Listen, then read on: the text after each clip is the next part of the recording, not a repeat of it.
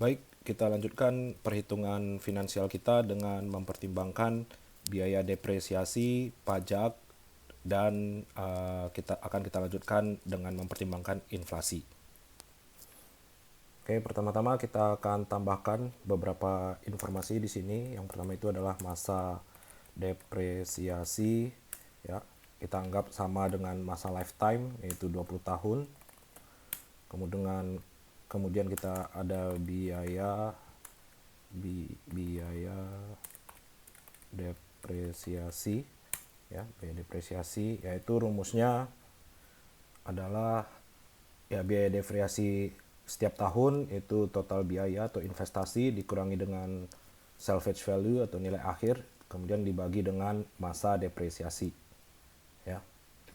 Oke, jadi di sini kita tambahkan dulu, ya, bagian dari revenue kita yang namanya salvage value atau biaya akhir. Kita anggap 0, yaitu 0 rupiah, maka biaya depresiasi itu adalah sama dengan biaya investasi dikurangi dengan salvage value kemudian dibagi dengan masa depresiasi. Oke, ini tanda kurung.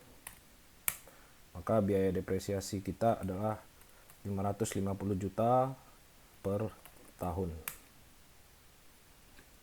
Oke, kemudian yang berikutnya adalah pajak penghasilan, ya, itu sebesar 25%. Oke. Jadi di sini, oke, sebelumnya kita menggunakan bahasa pendapatan, ya, karena sekarang kita berbicara tentang pajak, namanya istilahnya itu adalah pajak penghasilan, maka kita akan ubah pendapatan, ya, pendapatan penghasilan, ya. Jadi semuanya kata-katanya penghasilan. Kemudian yang harus kita buat adalah,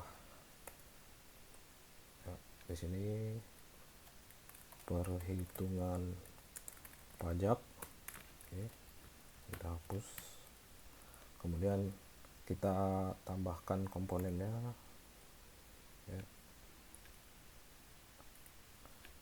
namanya biaya depresiasi. Oke, nilainya itu berapa? Itu sebesar 550 juta. Oke, kita kunci dan setiap tahunnya sama.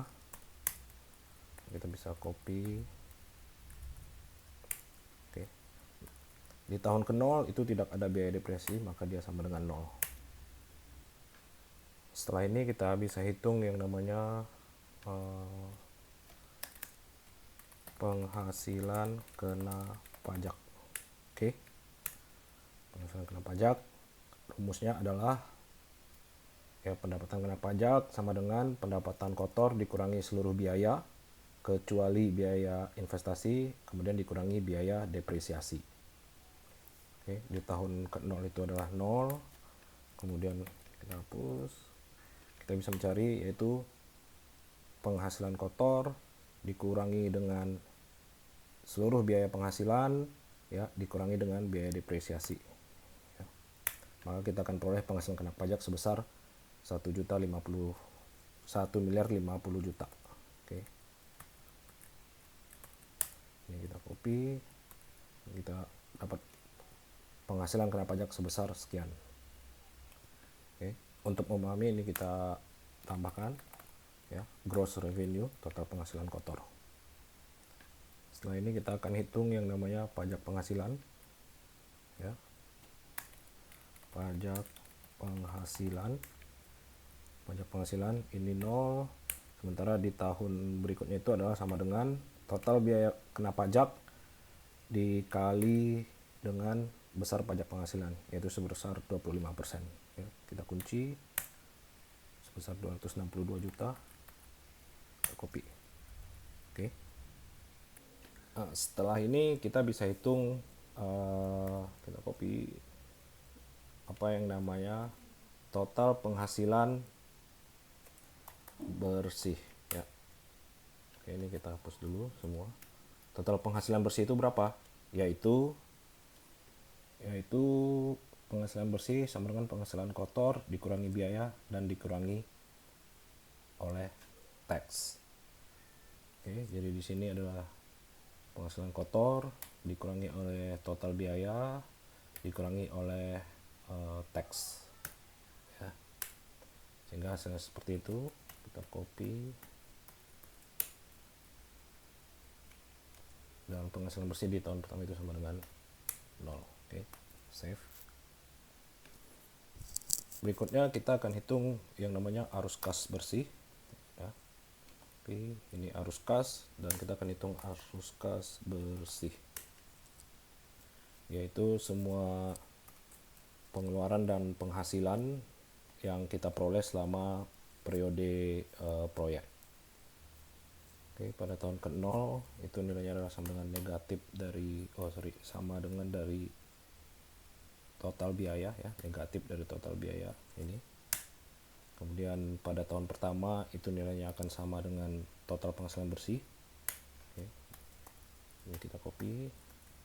Maka kita akan dapatkan yang namanya arus kas bersih. Sehingga di sini harus kita adjust bahwa total biaya PV itu bukan lagi hanya total biaya, tapi ada komponen pajak. Maka akan kita tambahkan komponen pajak, biaya ditambah pajak dikalikan dengan discounted factor. Maka nilainya sekian. Ini kita copy. Oke. Ya, bisa kita lihat total biaya bertambah. Oke, ini sama. Hal yang sama untuk di sini ya, maka minus 62 ini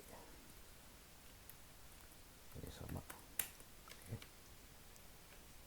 Dan hal terakhir yang harus kita adjust adalah IRR ya. Perhatikan di sini IRR kita menggunakan arus kas ya, yang mana seharusnya dia ketika kita mempertimbangkan depresiasi dan pajak kita harus mempertimbangkan dia menggunakan arus kas bersih. Jadi ini kita bisa geser ya, arus kas bersih ya, sehingga IRR-nya menjadi 9,73, NPV-nya menjadi minus 1 miliar sekian, dan DPP-nya discounted payback period-nya kalau kita lihat semuanya minus, artinya dia nggak balik modal. Sehingga kalau kita pertimbangkan pajak dalam hal ini, maka finansial kita dapat dibilang tidak layak atau tidak menguntungkan. Oke, beberapa hal yang bisa kita perhatikan di sini. Yang pertama, kita bisa katakan MAR-nya atau IRR yang diinginkan itu kita turunkan hingga 9,5%.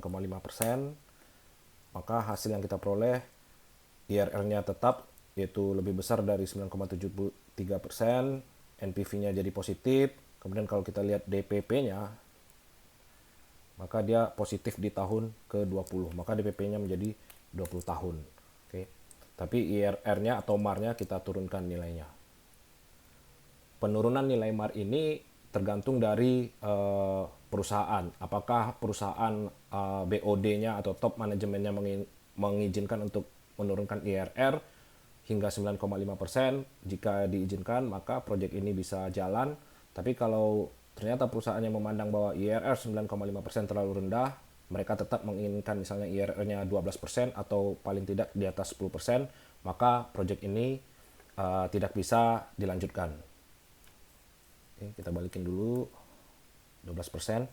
Nah, satu hal lagi, katakanlah kita ingin 9,5% ya, kita inginkan 9,5% diizinkan oleh perusahaan dan ini DPP 20 period. Namun masa depresiasinya di sini tidak kita hitung. Artinya kita tidak melakukan permohonan masa depresiasi, sehingga katakanlah biaya depresiasinya menjadi 0 ya. Maka kita akan lihat IRR-nya menjadi lebih kecil dari 9,5, itu menjadi lebih kecil lagi 8%, dan NPV-nya juga minus 1 miliar. DPP-nya juga tidak positif hingga tahun ke-20 ya. Kenapa? Karena di sini pajaknya bertambah besar. Ya, pajaknya bertambah besar. Jadi kalau kita balikin ya 550 berapa tadi? Kita balikin ya 550. Di sini pajaknya hanya 262 juta. Karena ada yang namanya biaya depresiasi. Jadi biaya depresiasi di sini tidak kena pajak. Jadi kalau kita ubah dia menjadi 0 ya, maka tidak ada biaya depresiasi sehingga penghasilan kena pajak kita 1,6 M dibandingkan dengan sebelumnya. Kalau kita balikin 550 juta, penghasilan yang kena pajak itu hanya 1 M 50 juta, sehingga pajak kita jadi lebih rendah. Jadi dengan adanya biaya depresiasi, kita menjaga aset kita, kita menjaga finansial kita supaya tetap lebih baik. Artinya perusahaan atau organisasi tetap bisa melanjutkan kelangsungan hidup unit bisnis usahanya. Hal lainnya, ada kalanya biaya depresiasi, masa depresiasi itu dapat lebih diperpendek. Jadi kalau dalam hal ini 20 tahun, kita bisa mengajukan misalnya menjadi 14 tahun, ya, lebih pendek, sehingga biaya depresiasi kita menjadi 785 juta dan menyebabkan pajak kita menjadi lebih kecil lagi. Ya. Kalau tadi dia 20 tahun, pajak kita 262 juta, kemudian kalau kita ubah dia menjadi 14 tahun, dia menjadi 203 juta, sehingga IR kita menjadi lebih besar, NPV kita menjadi lebih besar. Dan bisa jadi DPP-nya, ya DPP-nya berada di angka 17 tahun. Ya. Jadi itu pengaruh biaya depresiasi terhadap perhitungan pajak dan secara keseluruhan pengaruhnya terhadap analisis finansial kita. Oke, untuk saat ini kita akan kunci masa depresiasinya 20 tahun ya, dengan suku bunga atau MAR yang diinginkan itu adalah 9%. Oke, pajak penghasilan adalah 25% sehingga cash flow kita akan terlihat seperti ini dengan DPP berada di tahun ke-18. Ya. Jadi IRR-nya 9,73 lebih tinggi dari 9%, NPV-nya positif dan DPP-nya lebih kecil dari lifetime. Oke. Sekian untuk depresiasi dan pajak. Kita akan lanjutkan ke permasalahan inflasi pada video lainnya. Terima kasih.